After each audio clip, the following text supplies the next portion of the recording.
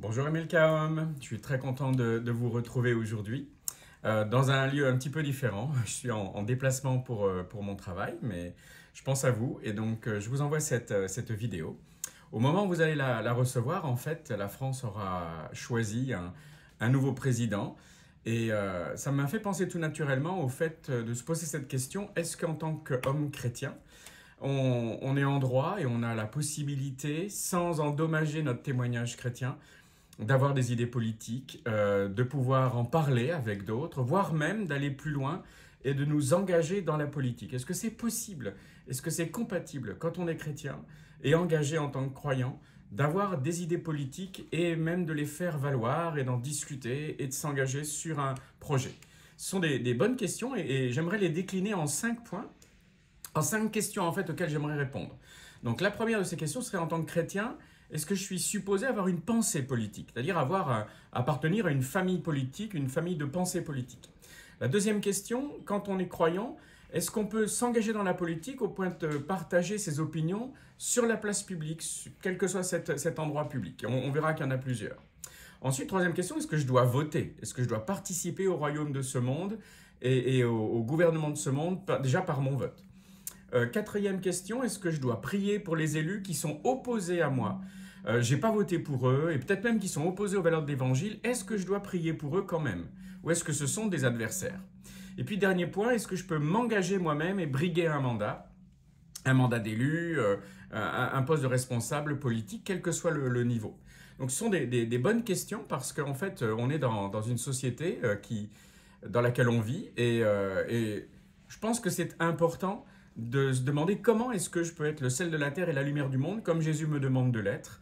Et donc, est-ce que je dois uniquement m'occuper du royaume de Dieu et de vivre ma vie chrétienne dans l'Église ou bien sur mon travail aussi? Mais est-ce que ça ouvre la possibilité aussi à un engagement social, un engagement politique qui peut m'amener peut-être à être un témoin dans différents niveaux? Ou est-ce que ça représente un danger pour ma foi? Donc, la première question, en fait, est-ce que je peux avoir une pensée politique? Dans la Bible, rien, clairement, ne m'interdit d'avoir une pensée politique. Je dirais même qu'il est préférable que vous en ayez une et que vous vous renseigniez sur ce qu'est l'histoire des idées politiques. Alors, peut-être pas en faire une carrière dedans, c'est sûr, mais il est important que vous sachiez quelle est l'histoire des pensées politiques et économiques et ce qu'elles ont donné au travers des siècles, quand elles ont été appliquées quelque part.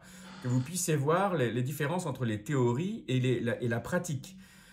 Savoir ce que certaines idées, certaines valeurs ont donné une fois qu'elles ont été appliquées dans certains pays, et notamment par rapport au respect de l'être humain, par rapport à l'exercice des droits fondamentaux, et de voir si elles ont amené un respect des valeurs promues par l'Évangile, ou bien si elles ont amené des limitations des valeurs de l'Évangile. Est-ce qu'elles ont amené une liberté du culte? Est-ce ces idées, elles ont amené un droit et un respect de l'autre dans ses différences, même si l'autre est d'une autre religion, s'il a un autre point de vue que le mien? Est-ce que ces idées ont entraîné un respect de tout cela? Est-ce qu'elles ont amené des valeurs démocratiques, en fait? Et pas forcément républicaines toujours, il peut y avoir des monarchies parlementaires qui respectent aussi les droits fondamentaux, mais sans aller plus loin, déjà regarder quels ont été les fruits de ces doctrines, de ces politiques et de voir comment ça s'est passé dans d'autres endroits, mais aussi dans mon propre pays. Mais le bémol que je vais mettre maintenant, c'est autant il est important de connaître un petit peu quelles sont les pensées politiques et économiques dans le monde, autant il est important qu'elles ne deviennent pas mon credo prioritaire au point qu'elles prennent le pas sur mon engagement de foi et sur le fait que c'est le royaume de Dieu qui est le plus important de tout. Donc ma vie doit toujours rester dans mon engagement pour le royaume de Dieu comme la priorité et je ne dois jamais voir quelqu'un qui ne pense pas comme moi comme un adversaire. Je ne dois pas oublier que cette personne, bien Jésus est mort pour elle à la croix. Et même si cette personne est complètement opposée à mes idées politiques, à mes idées économiques, peu importe, je dois respecter cette personne comme un individu à part entière pour qui Jésus a donné sa vie à la croix. Donc attention, autant c'est important d'avoir une compréhension des idées politiques et économiques de notre monde, autant il est important que ces idées, même si j'ai des convictions vraiment ancrées, c'est mon cas par exemple, mais elles ne doivent jamais, ces idées, m'amener à considérer, à oublier que l'autre est quelqu'un pour qui Jésus est mort et à ne plus le considérer comme une âme qui a besoin de rencontrer son Sauveur. Donc, super important.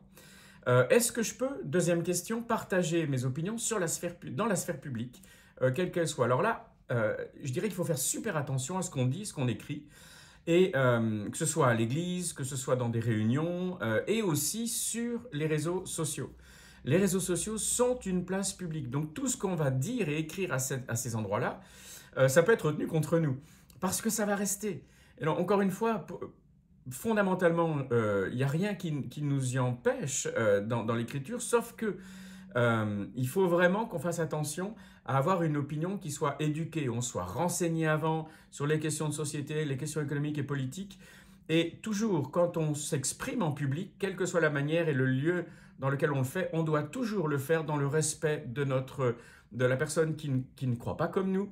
On doit toujours être d'une manière non agressive, non sectaire, et encore une fois, se souvenir qu'avant tout, nous sommes un croyant, et donc nous devons nous souvenir qu'en premier, c'est le message de Christ qui prime sur le message politique. Donc ça, c'est dit très important.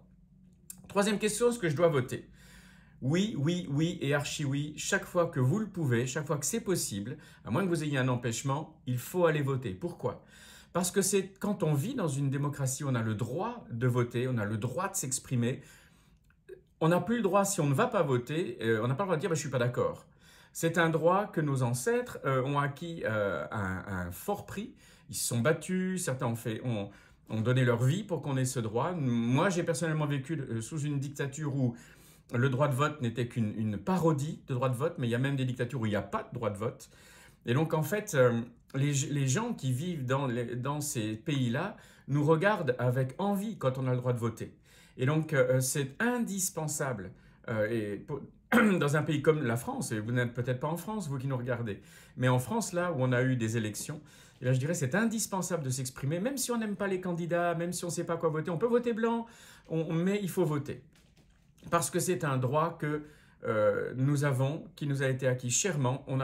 Le vrai pouvoir dans une démocratie, c'est le peuple qui l'a. Et donc, ne pas l'utiliser, c'est quelque part se condamner à vivre des choses qu'on n'a pas envie de vivre. Donc oui, il faut voter, c'est important.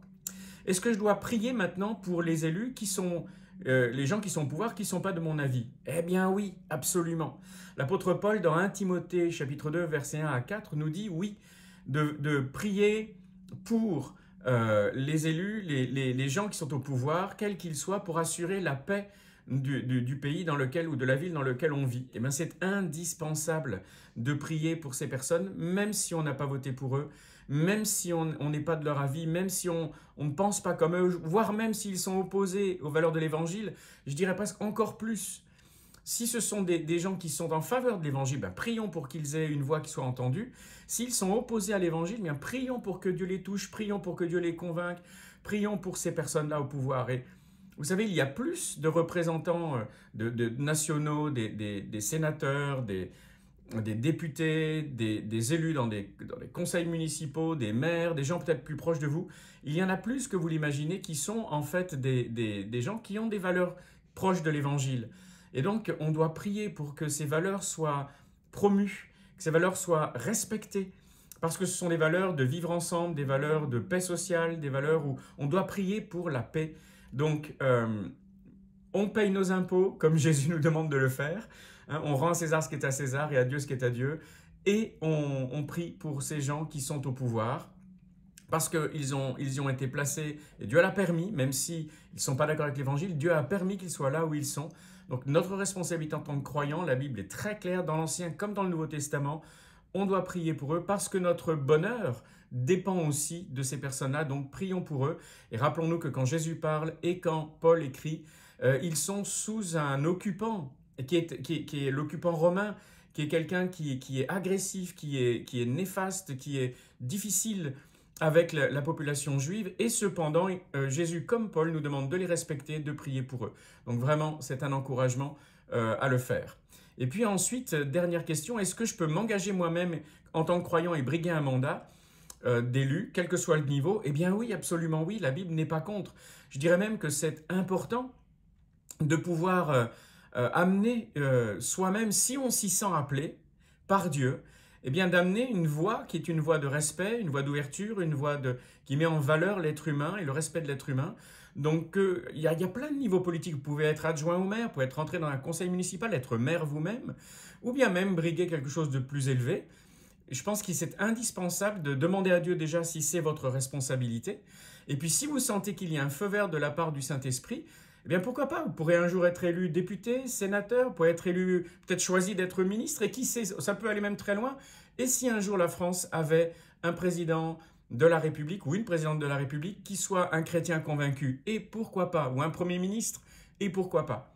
Si vous ne vous y engagez pas, bien on n'a aucune chance d'en avoir un, mais si vous vous y engagez, c'est quelque chose qui pourrait changer la vie de notre pays. Donc, en conclusion, au minimum, on prie pour que nos représentants légaux, on prie pour qu'ils soient inspirés, qu'ils soient bénis par Dieu. Et peut-être que nous-mêmes, nous sommes appelés à entrer dans cette arène. Il nous faudra beaucoup de sagesse pour pouvoir accéder à ces fonctions et être un chrétien responsable. Ça commence par apprendre quelles sont les différentes doctrines politiques, économiques, sociétales qui existent, savoir quelles sont celles vers lesquelles je veux m'engager, mais toujours dans le respect des individus, en ne considérant jamais l'autre comme un adversaire.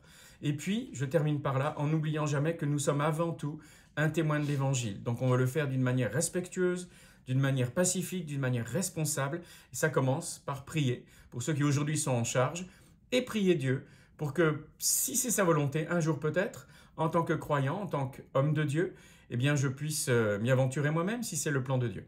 En tout cas, soyez bénis et à bientôt.